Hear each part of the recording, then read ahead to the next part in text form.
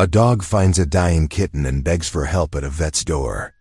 But what happens next is nothing anyone could have imagined. A desperate struggle to save a tiny life uncovers something darker, something no one was supposed to see. Behind the locked door isn't just indifference, it's a chilling secret that could destroy everything. One woman's compassion collides head-on with greed, lies, and danger, forcing her to risk everything she has left. But as the fight for truth explodes into a battle for survival, the question becomes, can the weakest life expose the strongest? Corruption, and will courage be enough to save them all? This space is built on something simple and enduring: the power of love, the truth and kindness, and the belief that quiet care can still change lives. The early morning sun cast long shadows across the quiet suburban street as Helen Whitmore stepped out of her modest two-story home. Her silver hair was neatly tied back, and her blue eyes squinted against the dawn light. The weight of routine settled around her shoulders like a familiar but somewhat burdensome shawl. "Come on, Rufus," she called softly to her golden retriever, who bounded down the front steps with more enthusiasm than she could muster these days. The leather leash felt worn and comfortable in her hands, a reminder of countless morning walks just like this one. As they walked, Helen's mind wandered to the empty spaces in her life. The hospital badge she'd tucked away in her dresser drawer 5 years ago. The quiet dining room table where she once shared meals with her husband. The phone that rarely rang with calls from her daughter anymore. 25 years in the emergency room had prepared her for crisis and chaos, but somehow not for the stillness that followed retirement. "At least I have you," she murmured to Rufus, who padded faithfully beside her. His amber eyes glanced up at her with unconditional love, his tail wagging steadily. The morning air was crisp, carrying the first hints of autumn, and their footsteps fell into a comfortable rhythm on the sidewalk. That rhythm broke suddenly when they approached the veterinary clinic across the street. Rufus stopped dead in his tracks, his nose lifting to the air. Before Helen could react, he jerked forward with unexpected force, nearly pulling the leash from her grip. "Rufus, what's gotten into you?" Helen stumbled slightly as the large dog dragged her toward the clinic's entrance. His behavior was so unusual that it sent a familiar spike of adrenaline through her system, the same feeling she'd gotten in the A when something was terribly wrong. The clinic's windows were dark, the closed sign clearly visible. It wouldn't open for another 2 hours. But Rufus was fixated on something in the shadows near the door, pawing at the ground and whining with increasing urgency. Helen squinted into the darkness, then felt her heart skip a beat. There, barely visible against the concrete, lay a tiny kitten. Its gray fur was matted and filthy, its small body so still that at first glance, she feared it was already dead. But then she saw the faintest movement, a shallow struggling breath. "Oh my God," she whispered, her nurse's instincts kicking in immediately. She knelt beside the kitten, her knees protesting against the hard concrete. The tiny creature couldn't have been more than a few weeks old, and it was clearly in critical condition. Its ribs showed through its fur, and its breathing was labored. Rufus whined again, nosing gently at the kitten. His usual boundless energy had transformed into careful concern, and he looked up at Helen with pleading eyes that seemed to say, "Do something." Helen's hands, which had helped countless patients through countless crises, shook slightly as she reached for the clinic door. Finding it locked, she began to pound on it, though she knew it was futile. The street around them remained empty. The morning still too young for most people to be about their day. "Help," she called out anyway, her voice carrying in the quiet morning air. "Is anyone there? Please, we need help."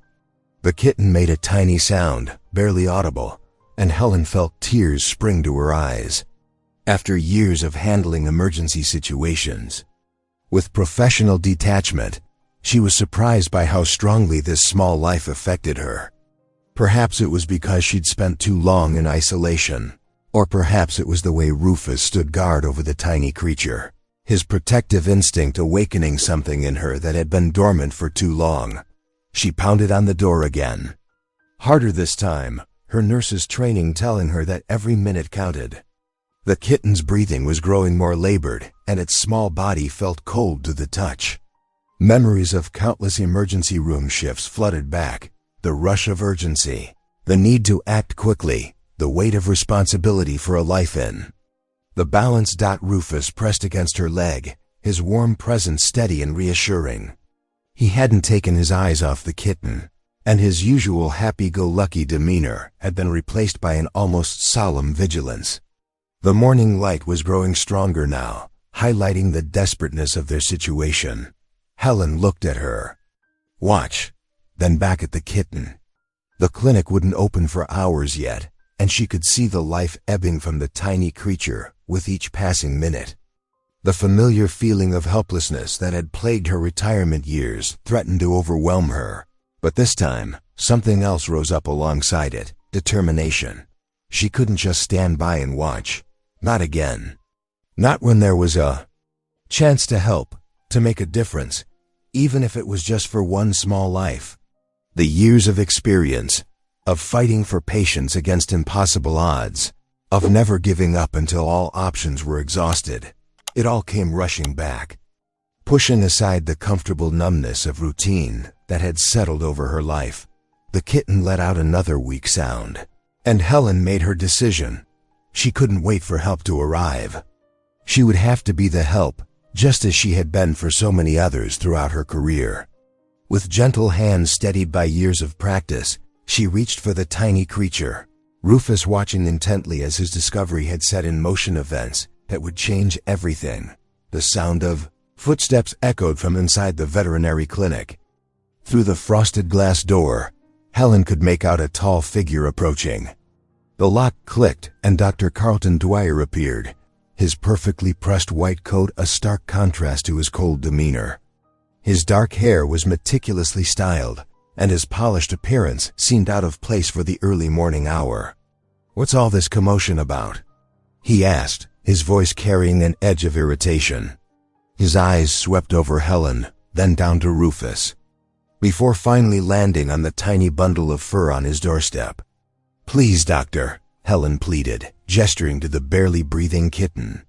"This little one needs immediate help. It's barely alive." Dr. Dwyer's lip curled slightly as he studied the frail creature. "That's nothing but a stray. Probably feral. It's clearly a lost cause." He started to close the door. "I don't waste my time on cases like this." Helen's heart squeezed in her chest. "How can you say that? You're a veterinarian.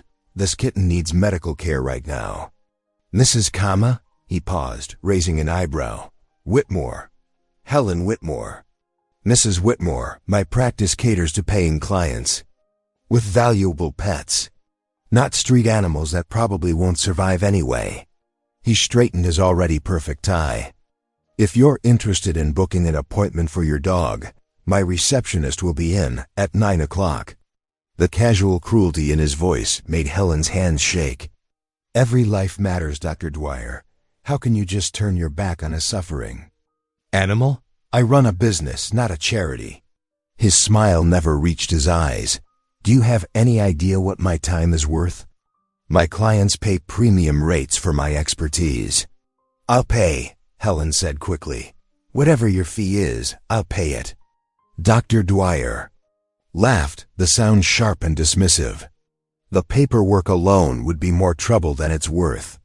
Besides, my morning is fully booked with actual appointments." Helen felt anger rising in her chest, hot and unfamiliar. After years of nursing, of fighting for every patient, this man's callous disregard for life struck her as fundamentally wrong. "You took an oath to help animals, didn't you? Or was that just for the ones with wealthy owners?" His face hardened. "I don't appreciate your tone, Mrs. Whitmore. This is my clinic, and I decide which cases I take. That mange-ridden stray isn't worth my time or resources." Rufus whined softly, nudging the kitten with his nose. The tiny creature let out a weak mewl that tore at Helen's heart. "Then you're not half the doctor you pretend to be," Helen said, her voice steady despite her trembling hands. She knelt down, gently scooping up the fragile kitten. It felt like nothing in her hands, just bones and matted fur. "If you won't help, I'll find someone who will. Someone who remembers what it means to care." Dr. Dwyer's face flushed with anger. "You're making a scene, Mrs. Whitmore. I suggest you leave before I'm forced to call the authorities." "Call whoever you want," Helen shot back. "I'm sure they'd be very interested in hearing how a licensed veterinarian refuses to help dying animals." She cradled the kitten close to her chest, its tiny heart fluttering against her palm. "Come on, Rufus, we'll find help somewhere else." As she turned away from the clinic, Dr. Dwyer called after her. "Don't expect a welcome reception if you ever need my services, Mrs. Whitmore. I have a long memory." Helen didn't bother looking back. She could feel the kitten's shallow breathing against her hands, each breath a tiny battle for survival. Every second counted now, and she had wasted enough time with a man who had clearly forgotten the meaning of compassion. The encounter left her shaken, not just by Dr. Dwyer's refusal to help, but by the complete lack of humanity behind his polished exterior. In all her years of nursing, she had never met anyone who could so casually dismiss a life in need. The memory of his smug smile made her hold the kitten just a little closer, more determined than ever to prove him wrong. Helen cradled the fragile kitten against her chest as she hurried home, each step measured and careful. The tiny creature barely moved, its breathing shallow and irregular. Rufus stayed close to her side, his protective instincts on high alert as they made their way down the quiet street. "Hold on, little one," she whispered, her nursing instincts kicking in. The kitten's body felt cold, too cold. Her mind raced through memories of her years in the emergency room, of countless nights spent fighting to save lives that others had given up on. Inside her house, Helen quickly gathered supplies: a heating pad, soft towels, and the emergency pet first aid kit she kept for Rufus. Her hands moved with practiced efficiency, wrapping the kitten in a warm towel. The sight of its emaciated frame brought back memories of Sarah, a young patient who had arrived at the hospital severely malnourished. Everyone had said Sarah wouldn't make it, but Helen had refused to give up. Sarah had walked out of the hospital 3 weeks later. "I won't give up on you either," Helen promised the kitten, her voice thick with emotion. She prepared a mixture of warm water and sugar, carefully drooping tiny amounts into its mouth with an eyedropper. Rufus settled beside her chair, his amber eyes fixed on the small bundle in her lap as the night wore on. Helen's thoughts drifted to those she couldn't save, the patients whose lives had slipped away despite her best efforts. The weight of those losses had never truly left her, but they had taught her that every life, no matter how small or seemingly insignificant, deserved a fighting chance. The kitten stirred weakly, accepting another drop of the sugar water. Helen checked its temperature again, relief washing over her as she felt a slight improvement. "That's it," she encouraged, gently stroking its tiny head. "You're a fighter." Rufus's tail thumped against the floor in response, as if agreeing with her assessment. Hour after hour, they maintained their vigil. Helen dozed occasionally, but never fully slept, always alert to the kitten's needs. The next morning, while getting groceries at the local market, Helen overheard snippets of conversation that made her blood boil. Carlton's voice carried from the pharmacy counter, where he stood surrounded by a small group of townspeople. "Some people let their emotions cloud their judgment," he was saying, his tone dripping with condescension. "Wasting time and resources on lost causes. It's just sentimental foolishness." Several people nodded in agreement, and Helen felt her face flush with anger. She knew he was talking about her, using her compassion as a subject of ridicule. The arrogance in his voice, the casual dismissal of a life in need, it sparked something deeper than mere indignation. As she walked home, her grocery bags clutched tightly, Helen's resolve hardened. This wasn't just about saving one kitten anymore. It was about standing up to the callousness that valued profit over compassion, that dismissed the weak and vulnerable as unworthy of care. Back home, she found the kitten had managed to take a few wobbly steps with Rufus watching attentively. The sight strengthened her determination.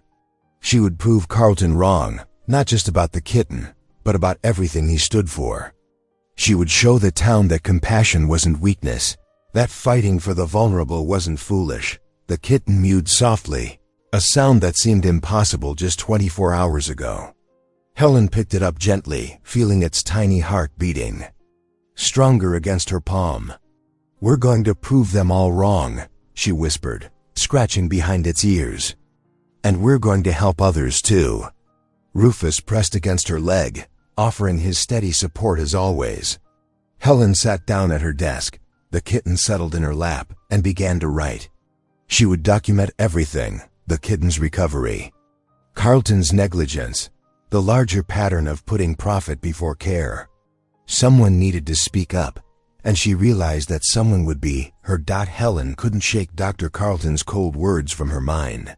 As she walked through town the next morning, Rufus trotted beside her, occasionally nudging her hand as if sensing her troubled thoughts. At the local coffee shop, snippets of conversation caught her attention. "Did you hear about the Petersons' dog?" a woman whispered to her friend. Carlton wouldn't even look at it without full payment up front. Poor thing suffered for days. Helen's heart tightened. She lingered near their table, pretending to stir her coffee while straining to hear more. "My sister had the same problem," the other woman replied. Her cat needed surgery, but Carlton said it wasn't worth the investment when she asked about a payment plan. These weren't isolated incidents. As Helen made her way through town, more stories emerged. The baker's son with his limping retriever, the elderly couple whose aging cat was turned away, all painted a disturbing pattern. Outside the veterinary clinic, Helen noticed a young man in scrubs taking his lunch break on a bench. His name tag read Ben Caraway, intern. He had kind eyes and a worried expression that matched the stories she'd been hearing. "Mind if I join you?" Helen asked, gesturing to the empty space beside him. Ben looked up, startled. "Oh, sure." He shifted to make room, clearly recognizing her. "You're the lady from yesterday with the kitten."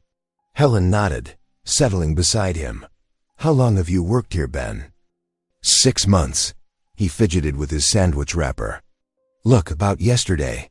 I wanted to help, but Dr. Carlton, has there been other cases like mine?" Helen asked gently. "Other animals turned away?" Ben's shoulders tensed. He glanced around nervously before speaking in a lower voice. "I'm not supposed to discuss clinic business, but," he swallowed hard, "things aren't right here. The way some cases are handled." "You mean the way they're dismissed if people can't pay premium rates?" Helen pressed carefully. Ben's eyes widened. "You've heard about that. The town talks," Helen said. "And I'm starting to listen more carefully." Ben set his lunch aside, clearly losing his appetite. "Dr. Carlton has his policies, premium care. For premium clients, he says. Everyone else." He shook his head. "I'm still learning, still trying to finish my internship, but some days I can barely sleep at night." Helen leaned closer, her voice soft but urgent. "Ben, what you're seeing, it isn't right. You know that, don't you?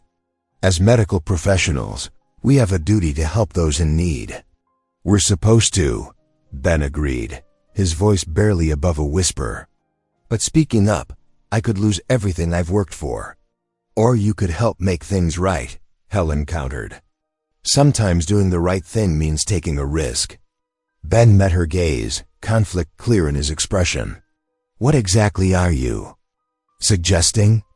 "I'm not suggesting anything yet," Helen said carefully. "But if someone were to document these incidents, keep track of the cases being turned away." She let the thought hang between them. Ben ran a hand through his tousled hair, his internal struggle visible. "I should get back inside," he said, standing up. But he hesitated, then added in a low voice, I'm usually here early, before Dr. Carlton arrives. If someone wanted to talk more, Helen nodded, understanding the implied invitation. Thank you, Ben, for listening and for caring. As Ben hurried back into the clinic, Helen watched him go with a mixture of hope and concern. She'd found someone else who saw the truth, someone whose conscience was already weighing heavy. It wasn't much yet, but it was a start, a potential ally in what she was beginning to realize would be a bigger fight than just saving one kitten. The seeds of change had been planted. Now she just had to hope they would take root in fertile ground. Helen's kitchen had become an impromptu animal nursery. The weak kitten lay bundled in soft blankets on her counter while Ben, the young veterinary intern, gently administered fluids through a tiny syringe. Rufus watched attentively from his spot near the kitchen doorway, his amber eyes never leaving the fragile patient. You're doing great, Ben encouraged as the kitten accepted another drop of the nutrient solution. Your nursing experience really shows. Most people wouldn't know how to handle such a delicate case. Helen smiled, warming to his genuine concern. Years of caring for premature babies taught me a thing or two about tiny fighters. She stroked the kitten's head with one finger. Though I never thought I'd be using those skills on a cat. Ben's face darkened.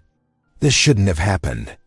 Dr. Carlton, he's not who I thought he was when I started my internship. He carefully set down the syringe. Last week, he turned away a family whose dog had been hit by a car. Said they needed to pay $2,000 upfront for emergency surgery. What happened to the dog? Helen asked, though she dreaded the answer. They couldn't afford it. The dog, Ben shook his head, unable to finish. The kitten mewed softly, drawing their attention back. Together, they worked in comfortable silence, checking vital signs and adjusting the heating pad. Helen noticed how Ben's hands, though young, moved with careful precision. He clearly cared about doing things right. I've been keeping records, Ben said suddenly, his voice barely above a whisper. Dates, cases, incidents where animals were denied care or overcharged. It's not just one or two times, it's systematic. Helen laid a gentle hand on his arm. That must be a heavy burden to carry alone. I didn't know what to do with it. But then you came along, standing up to him like that. Ben met her eyes. Maybe together we can make a difference. Their quiet moment was shattered by loud pounding at the front door. Rufus immediately stood at attention, a low growl rumbling in his throat. Helen Whitmore. Dr. Carlton's voice boomed through the door. Open up. I have authorities here to retrieve stolen property. Helen's heart raced as she peeked through the window. Carlton stood on her porch, flanked by two uniformed officers. His face was twisted with smug satisfaction. He's claiming I stole the kitten. Helen whispered to Ben, who had quickly gathered the medical supplies. But how can you steal something he refused to treat? The pounding continued. Mrs. Whitmore, we have a warrant. Before Helen could respond, Carlton had somehow produced a key, likely from a maintenance worker, and was pushing through her door. Rufus positioned himself between Helen and the intruders, his protective instinct in full force. There's your proof, Carlton sneered, pointing at the medical supplies. Practicing veterinary medicine without a license. The kitten comes with me now. He stepped forward, but Rufus stood his ground, teeth bared. Carlton's face reddened with rage, and he swung his medical bag threateningly at the dog. Call off your mutt, or I'll have him declared dangerous and put down. Helen stepped forward, shaking but determined. Touch my dog, and you'll regret it. She squared her shoulders, drawing on years of handling difficult situations as a nurse. That kitten was abandoned and dying. You refused treatment. In writing.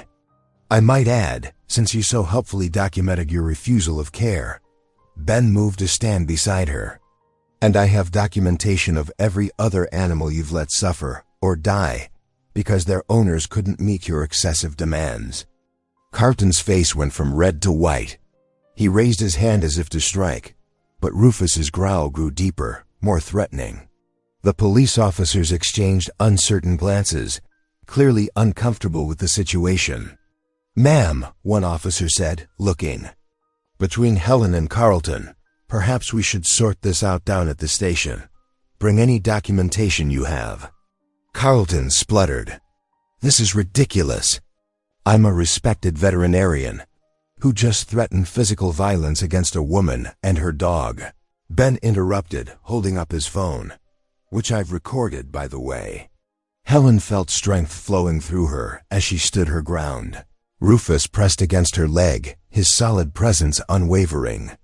The tiny kitten mewed from its makeshift bed, a sound of life and hope that seemed to fill the tense silence. Helen's kitchen had become an impromptu animal nursery. The weak kitten lay bundled in soft blankets on her counter while Ben, the young veterinary intern, gently administered fluids through a tiny syringe. Rufus watched attentively from his spot near the kitchen doorway, his amber eyes never leaving the fragile patient. "Your nursing experience really shows," Ben said softly, carefully checking the kitten's vital signs. "I wish more people cared." This much. A sharp pounding at the front door made them both jump.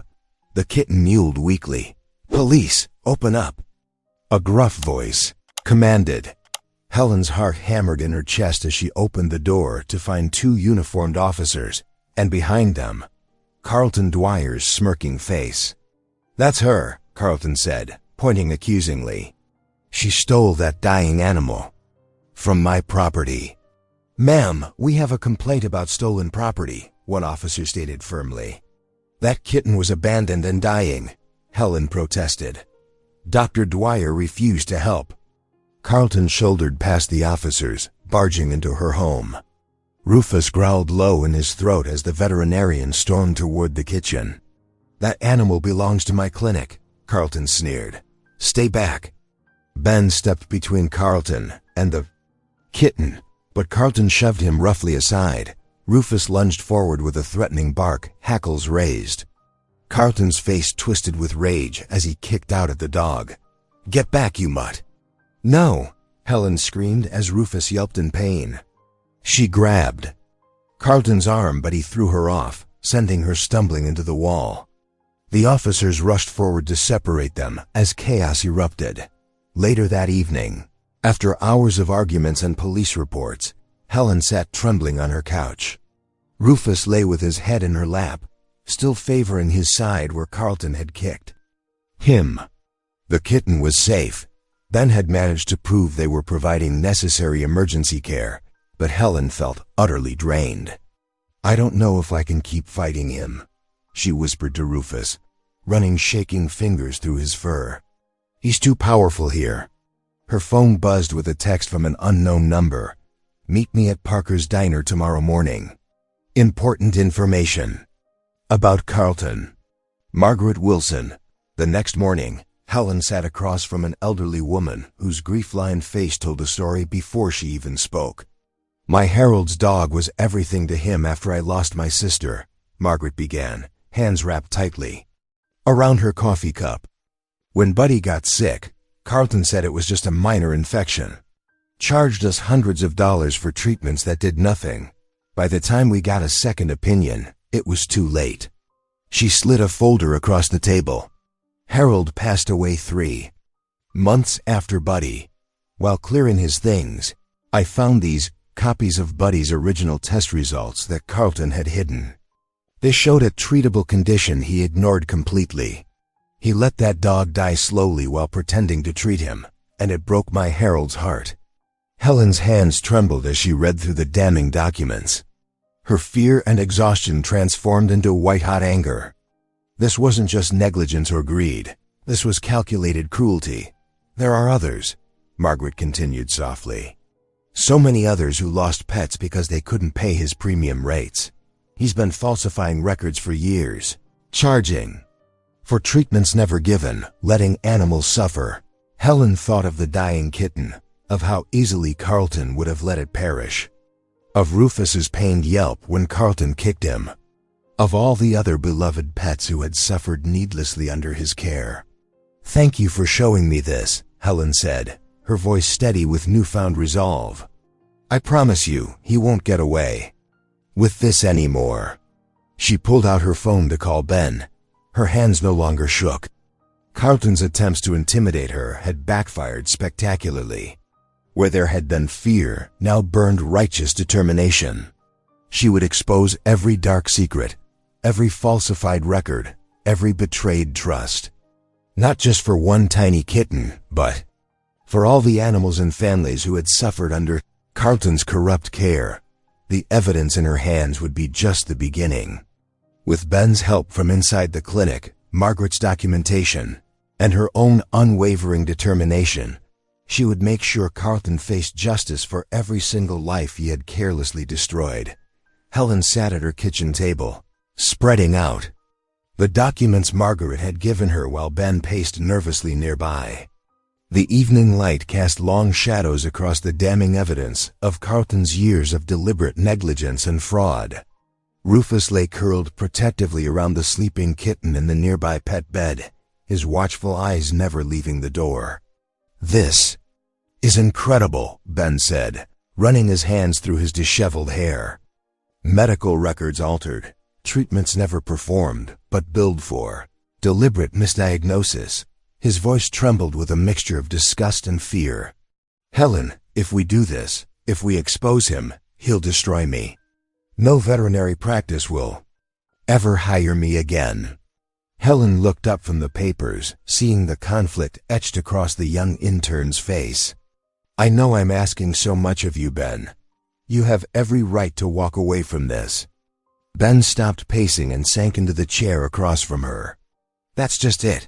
I don't think I can walk away anymore. Not after seeing all of this."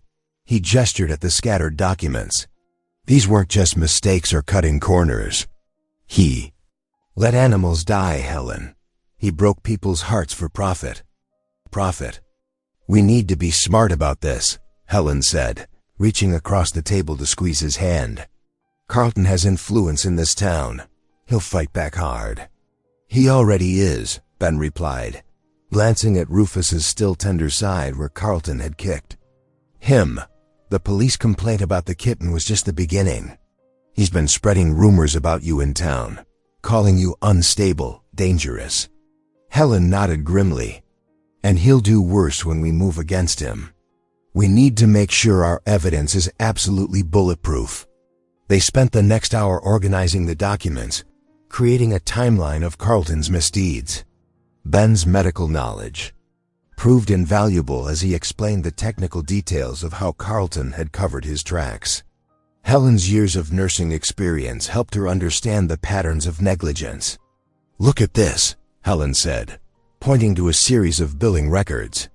"He charged full price for treatments while using expired medications. The dates match up with when that family's dog got worse instead of better." Ben leaned in closer, their shoulders touching as they pored over the evidence. The warmth of his presence steadied her nerves, and she found herself drawing strength from his quiet determination. They had developed an unexpectedly deep trust over the past few days, forged in their shared mission to expose the truth. Rufus suddenly lifted his head, ears perking up at a sound outside. The kitten stirred in its sleep, and the dog immediately turned his attention back to their tiny charge, nuzzling it gently.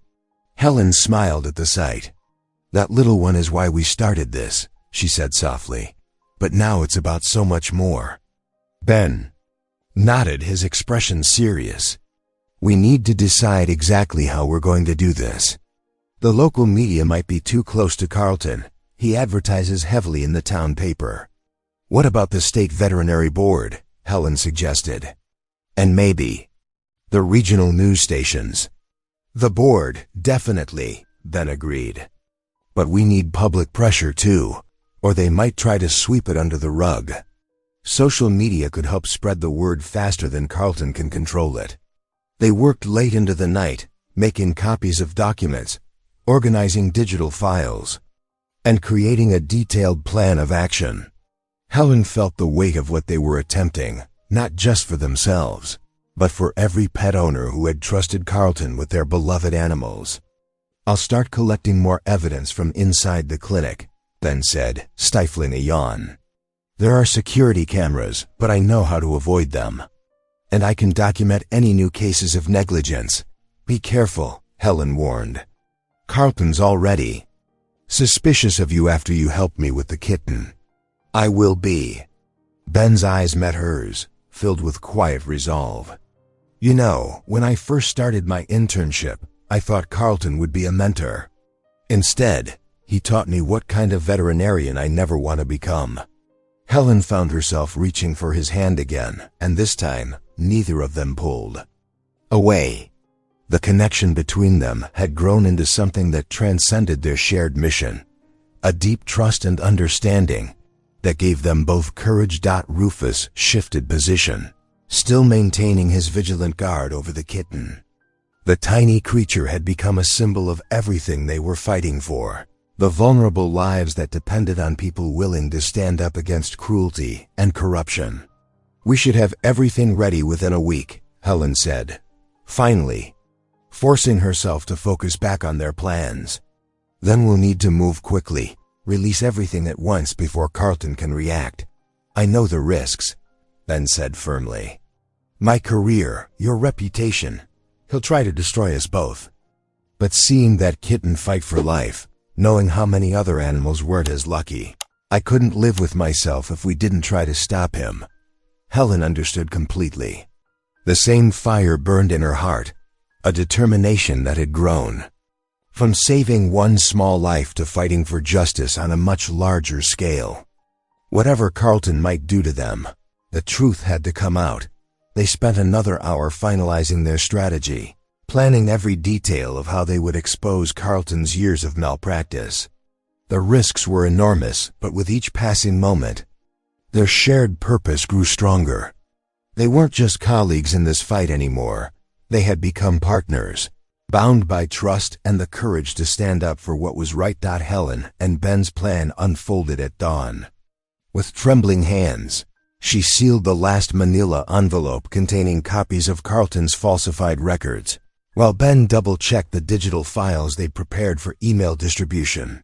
Rufus lay at their feet, his watchful eyes never leaving the kitten that now slept peacefully in its cushioned basket. The morning news teams will be setting up now, Ben said, checking his watch. I'll deliver these to the stations before heading to the clinic. His voice carried a mix of determination and barely concealed anxiety. Helen nodded, her heart pounding. I'll start with Main Street, the coffee shop where everyone gathers. People need to hear the truth from someone they know. They separated, each carrying their burden of truth. Ben's car disappeared around the corner while Helen, with Rufus at her side, walked purposefully toward town. The morning air felt electric with possibility. At Maggie's coffee shop, Helen found her first audience. Did you know about the Thompson case? She asked a group of regular customers. How Carlton let that poor man's dog die. Her voice carried across the morning bustle, drawing attention. She pulled out photographs, medical records, her hands steady as she presented the evidence. People gathered around, their expressions shifting from skepticism to shock. My sister took her cat there last month, someone muttered. He charged her a fortune for unnecessary tests. The morning brought more revelations. Local news stations began receiving anonymous packages. Social media buzzed with shared stories of Carlton's negligence. Ben, working his shift at the clinic, noticed reporters gathering outside. For a few precious hours, it seemed justice would prevail. Helen's phone rang constantly with calls from townspeople sharing their own experiences. The truth was spreading like wildfire, and Carlton's carefully constructed facade began to crack. But by afternoon, everything changed. Carlton's counterattack came swift and brutal. His first move targeted Helen's credibility. Local radio aired his concerned interview about a disturbed former nurse who had stolen a dying animal from his care. He painted a picture of Helen as an unstable woman, living alone, possibly suffering from dementia. It pains me to discuss this. Carlton's smooth voice filled the airwaves.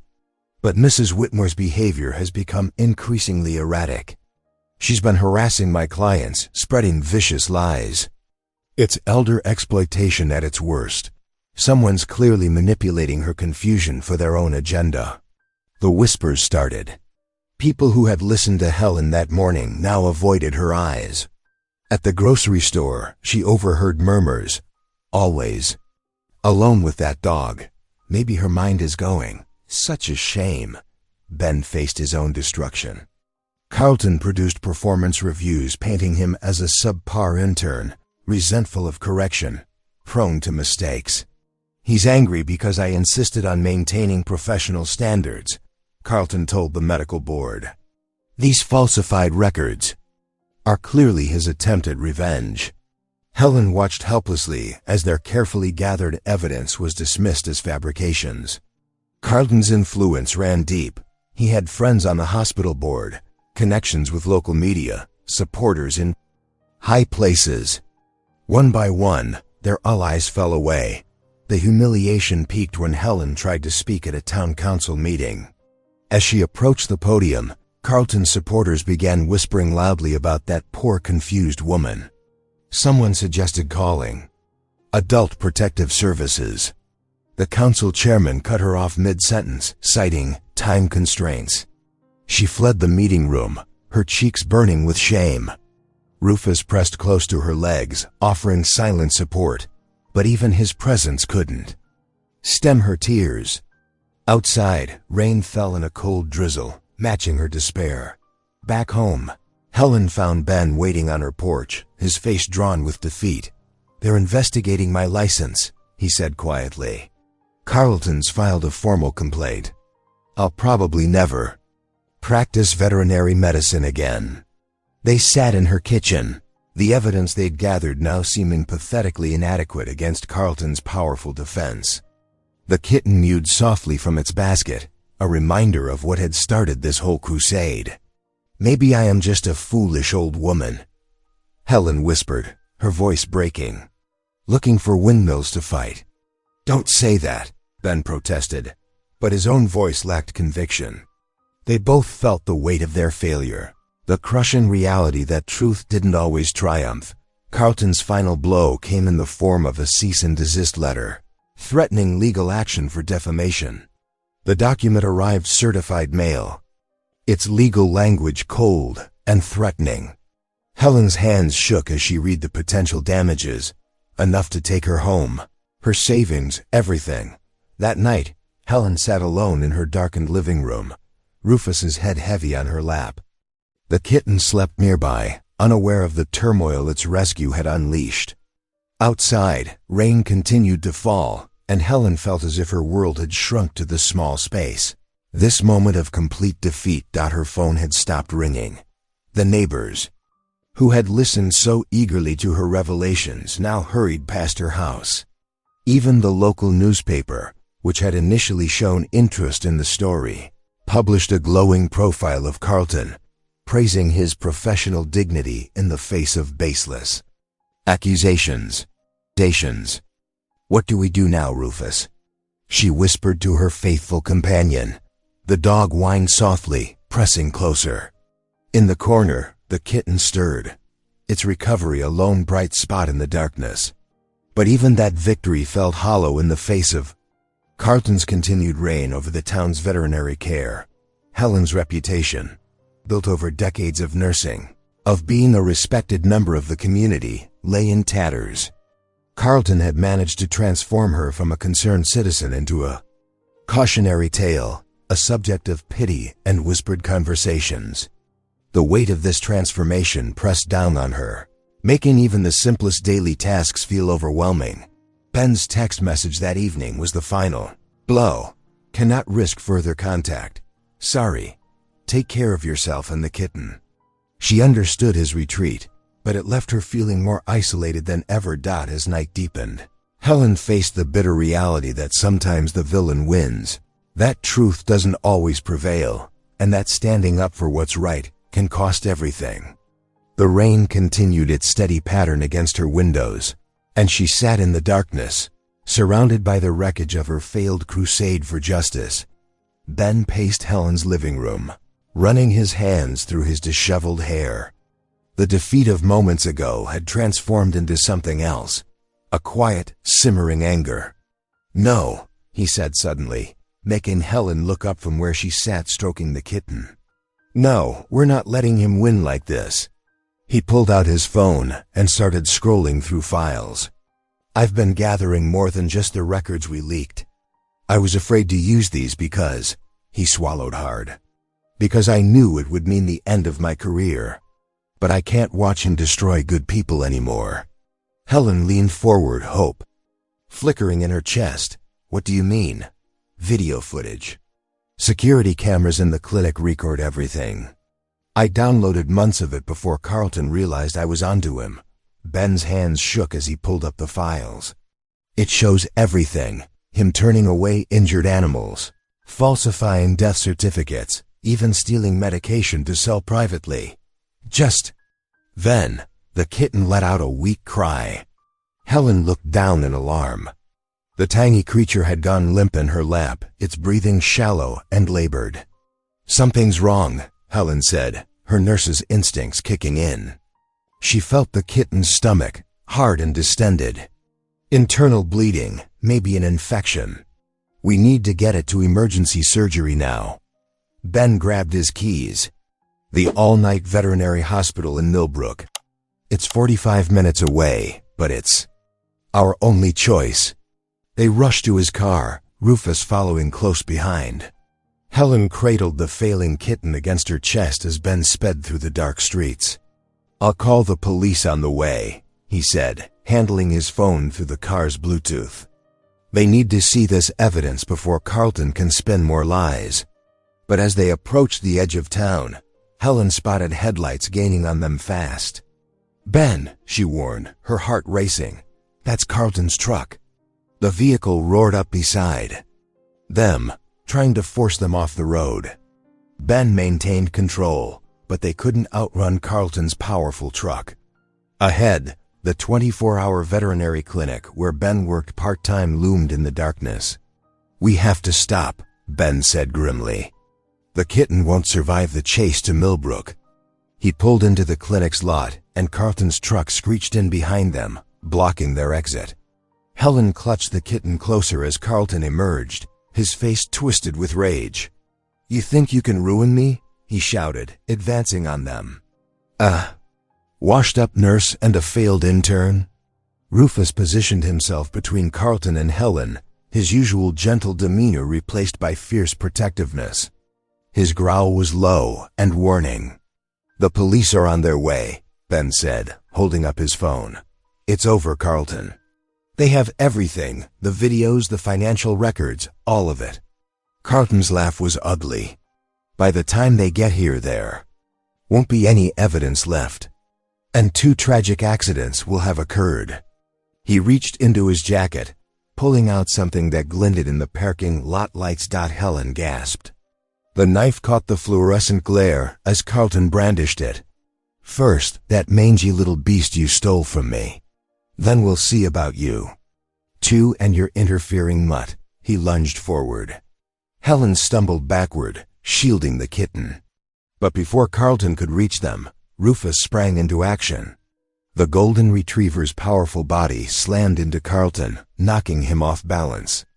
The knife skittered across the pavement. Carlton recovered quickly, kicking viciously at Rufus, but the dog was too quick, too determined to protect his family. He darted and weaved, keeping Carlton away from Helen, and then, while never actually biting, showing more restraint than the human, who was supposed to heal animals. Red and blue lights suddenly flooded the parking lot. Police cars converged from multiple directions, officers emerging with weapons drawn. "Down on the ground." "Now," an officer commanded. Carlton tried to run, but was quickly tackled and handcuffed. As they led him away, he was still shouting threats and accusations. But his words held no power anymore. One of the officers, reviewing the video evidence on Ben's phone, shook his head in disgust. "We'll need statements from both of you," he said. "But right now, you should get that kitten the care it needs." "Ben." was already unlocking the clinic doors. "I can do the surgery," he told Helen. "I've assisted on dozens like this. Will you help?" Helen nodded, her nursing experience taking over. As they rushed to save the tiny life that had started it all, she heard Carlton's final shouts fading into the night. Rufus settled by the operating room door, standing guard, his loyalty unwavering. The night that had begun in despair had transformed into one of justice and hope. Carlton's reign of cruelty was over, brought down not by power or influence, but by compassion and courage and the unwavering protective instinct of a golden retriever who understood better than any human what it meant to care for those in need. "No," Ben said suddenly, his voice firm. "We're not giving up. Not now." He pulled a thick manila envelope from his messenger bag, hands trembling slightly. "I've been gathering evidence for months. Every falsified record, every neglected animal, every cover-up, it's all here." Helen watched as he spread the documents across her coffee table. Her eyes widened at the sheer volume of evidence, medical records, dated photographs and detailed notes spanning years of misconduct. "Ben, this could end your career," she whispered, reaching out to touch his arm. He met her gaze with determination. "Some things matter more than careers, Helen. You taught me that." They rushed to the police station, the manila envelope clutched tightly in Ben's hands. The kitten, wrapped snugly in a heated blanket, lay in Helen's arms while Rufus patted faithfully beside them. Time was running out. The tiny creature's breathing had grown labored over the last hour. At the station, Detective Sarah Martinez listened intently, her expression growing darker as Ben presented the evidence. Medical records showing deliberate negligence, billing statements revealing systematic overcharging, falsified death certificates. "This is far beyond professional misconduct," Detective Martinez said, studying a particularly damning document. "This is criminal fraud." While the police processed the evidence, Helen and Ben raced to Central Emergency Animal Hospital. The kitten needed surgery immediately, its condition deteriorating by the minute. As they burst through the hospital doors, they heard a familiar voice behind them. "You really should have left well enough alone." Carlton stood there, his usual polished appearance disheveled, eyes wild with anger. Before anyone could react, he lunged forward, reaching for Helen, but Rufus was faster. The golden retriever positioned himself between Helen and Carlton, his normally gentle demeanor replaced by a protective stance, a low growl rumbling in his chest. Carlton stumbled backward, but his face twisted with rage. "You stupid old woman. You've ruined everything." The commotion drew security guards, and moments later, police sirens wailed outside. Detective Martinez stepped through the doors, flanked by two officers. "Dr. Carlton Dwyer," she announced formally. "You're under arrest for multiple counts of fraud, criminal negligence, and attempted assault." As Carlton was led away in handcuffs, his professional reputation crumbling before their eyes, Helen barely noticed. Her attention was focused entirely on the emergency surgical team, now taking charge of the kitten. Dr. Sarah Chun, the hospital's chief surgeon, quickly assessed the situation. "We'll do everything we can," she assured Helen, her kind eyes conveying both concern and determination. "Wait here." The hours that followed were among the longest of Helen's life. She sat in the waiting room, Rufus's head resting on her lap, while Ben paced nearby. Outside, news vans began gathering as word of Carlton's arrest spread through the community. Finally, Dr. Chun emerged, still in her surgical scrubs, a tired smile on her face. "The surgery was successful. It was touch and go for a while, but your little fighter pulled through." Helen's eyes filled with tears of relief. Ben squeezed her shoulder, his own eyes suspiciously bright. Over the next few days, the story exploded. Across local media, more victims came forward, families whose pets had suffered or died under Carlton's care. His disgrace was complete and public, his crimes exposed for all to see. The kitten's recovery was nothing short of miraculous. Each day brought new strength to its tiny body, its spirit growing stronger under Helen's devoted care. She named it Hope, a reminder of what had driven her to fight against seemingly impossible odds. Ben visited regularly, both to check on Hope's progress and to seek Helen's guidance. He'd accepted a position at the Central Emergency Animal Hospital, determined to practice veterinary medicine the way it should be practiced, with compassion and integrity. "I wouldn't be here without you, Helen," he told her one afternoon, watching as Hope playfully batted at Rufus's wagging tail. "You showed me what it means to stand up for what's right." Helen smiled, feeling a warmth that had nothing to do with the sunshine streaming through her windows. Her house, once so quiet and lonely, now rang with the sounds of life: Hope's playful mewing, Rufus's contented sighs, and frequent visitors who'd been inspired by her courage. Looking at Rufus, who had started it all with his desperate determination to save a dying kitten, Helen felt profound gratitude. Her faithful companion had not only saved Hope's life, but had helped her rediscover her own purpose. Where once she'd felt adrift in retirement, Helen now found herself busier than ever. She volunteered at the animal hospital, sharing her nursing expertise and years of experience with the staff. Local animal rights groups sought her advice and support. She'd even started mentoring young veterinary students, teaching them the importance of compassion in their profession. Hope grew into a beautiful, healthy cat, her early brush with death evident only in the special bond she shared with Rufus, who remained her gentle protector. Together, they made Helen's house a home filled with love and purpose. As she watched Hope curled up against Rufus one evening, Helen reflected on how a single act of compassion had transformed not just her life, but an entire community. She had rediscovered her strength, found new purpose, and proven that one person's courage could spark real change.